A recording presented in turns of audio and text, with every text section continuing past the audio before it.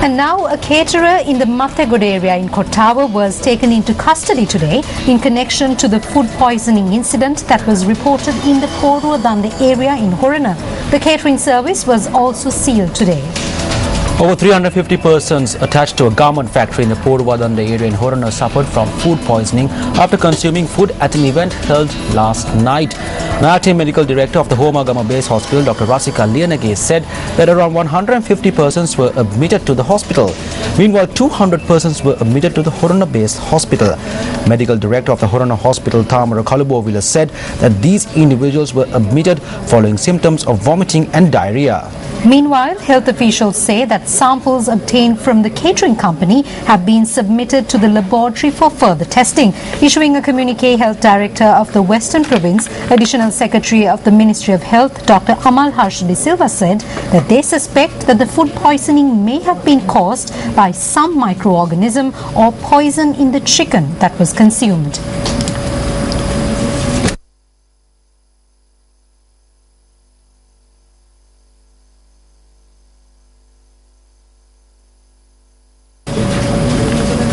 Meanwhile, on to other local news, President Mahinda Rajapaksa met with the Chief Minister of the Northern Province, C.V. Vigneshwaran, at Temple Trees today. C.V. Vigneshwaran held discussions with President Rajapaksa on issues concerning the administration of the Northern Provincial Council. The President's office said that President Rajapaksa and the Chief Minister had also discussed the future administrative steps that should be taken in the Northern Province.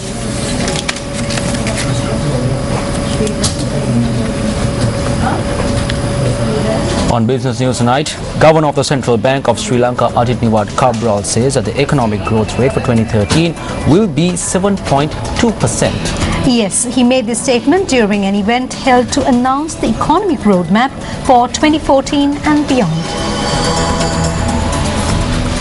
The Governor of the Central Bank notes that Sri Lanka was able to maintain a high economic growth rate in 2013 and maintain inflation at 4.7%.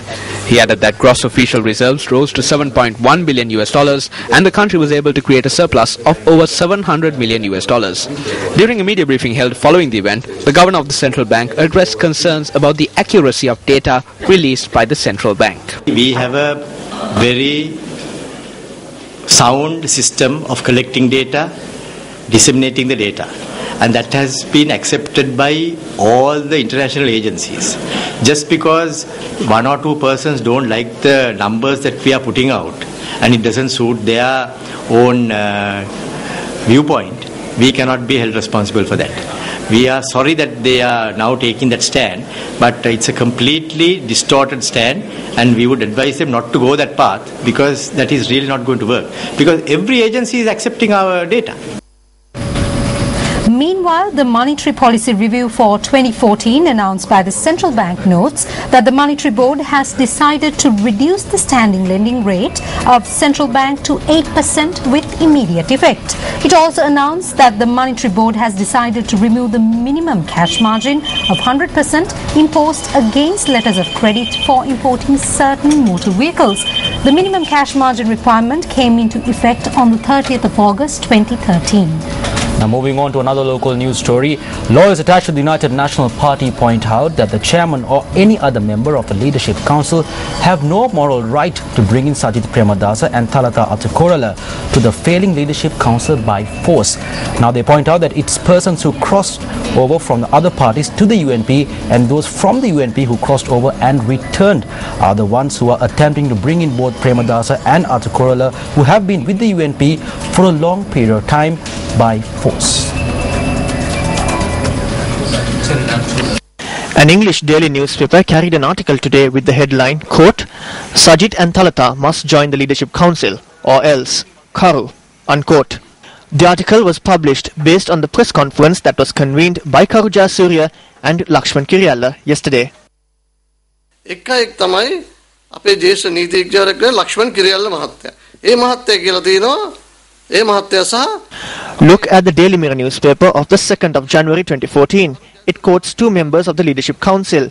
One member is a senior lawyer, Lakshman Kiriyalla. He and former Minister Karu Jayasuriya have made a statement. They have made a statement that Sajith Premadasa and Thalatha Attukorala must join the UNP Leadership Council or else. What is the moral right that they have to make such a statement? As UNPers, we have an issue with it. The reason is because one person held a ministerial portfolio with the Sri Lanka Freedom Party, enjoyed the perks and benefits, and later left the SLFP for the UNP. The other person is someone who left for the government with 18 strong personalities of the UNP and returned back to the UNP alone. He is the incumbent chairman of the Leadership Council. Do they have any moral right to make a statement about Thalatha Attukorala, the sister of Gamini Attukorala, who dedicated himself to the UNP, and the son of the late President Ranasinghe Premadasa? They have never left the party. එක්සත් ජාතික පක්ෂයේ ජනාධිපති රණසිංහ ප්‍රේමදාස මහත්තයාගේ බෙදිතුමාගේ පුතණුවන් වෙනුවෙන් එවැනි ප්‍රකාශයක් කරන්න. ඔවුන් අද වෙනතුරු පක්ෂය අතහැරලා ගියේ නැහැ. මේ නායකත්ව මණ්ඩලයට කිසිදු හැකියාවක් නැහැ. Today the media had reported that an order was made stating that Sajith Premadasa and Thalatha Attukorala must join the Leadership Council. The Leadership Council has no capability at all to make them join the Leadership Council because these two persons were with the UNP for a very long time.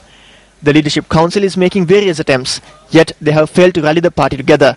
To cover up their shortcomings, they are attempting to make Sajith Premadasa and Thalatha Attukorala join the Leadership Council by force.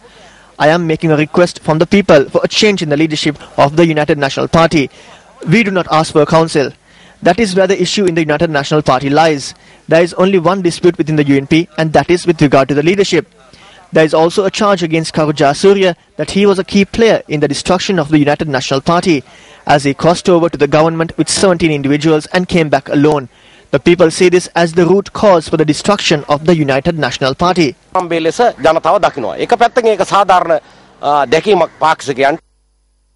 Attorney at law Gunaratna Waninayaka alleges that Ranil Wickramasinghe is once again attempting to name a common candidate for the forthcoming presidential elections in a bid to protect the post of opposition leader and to continue enjoying its benefits. There needs to be a clarification. Ranil Wickramasinghe is attempting to name a common candidate and protect himself. At the previous election, he named Sarath Fonseca and protected his party leadership and position of leader of the opposition. Moreover, it is clear that Ranil Wickramasinghe is looking for a common candidate because he knows that the people will not vote for him. He will sacrifice anyone to protect his positions as party leader and opposition leader. And now, on a related note, the Minister of Disaster Management Mahinda Amaravira expressed his views on the United National Party at an event held in Moratua Modara Fisheries Harbour today. The event was held to distribute life jackets to 300 fishermen that set out to sea from the Moratua Modara Fisheries Harbour.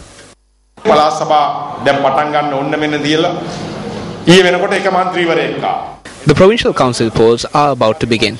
Yesterday, one of the strongest candidates of the UNP, who obtained the most amount of votes from Galle, crossed over. Several others have engaged in discussions with us, not just provincial councillors. 3 parliamentarians from the southern and western provinces want to join us and contest under our ticket. However, they are asking for powerful positions. Therefore, there is no agreement as yet. We have not decided who the Chief Minister would be in both these councils. We gave the Chief Minister post for the Northwestern Province and we got a good result. We hope to give this position to a stalwart. However, I need to inform you that there is a demand.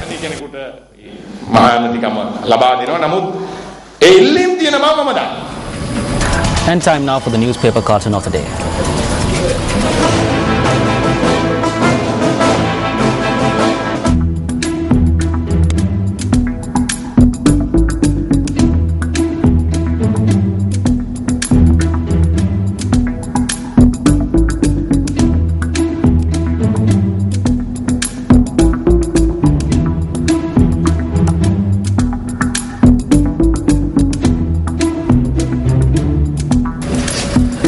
And in sports news, day 3 of the first test between Sri Lanka and Pakistan say the Lankan lineup revived with some solid partnerships being built. Sri Lanka led Pakistan by 7 runs in their second innings at stumps today.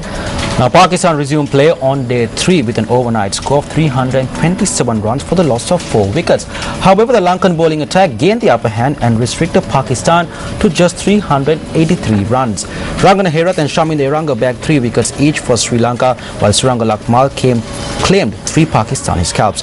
Sri Lanka coming into bat in their second innings saw a solid opening stand of 47 runs between openers Dimuth Karunaratne and Kaushal Silva.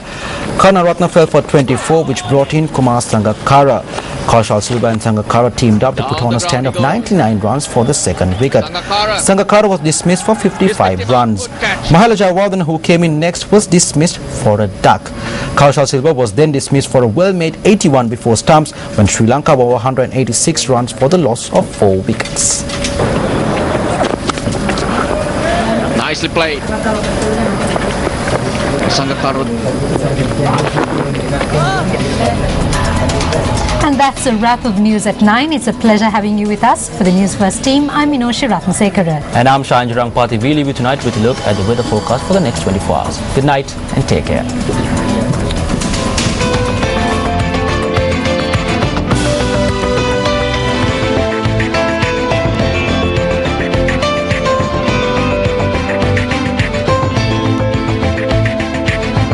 Newsfirst at 9.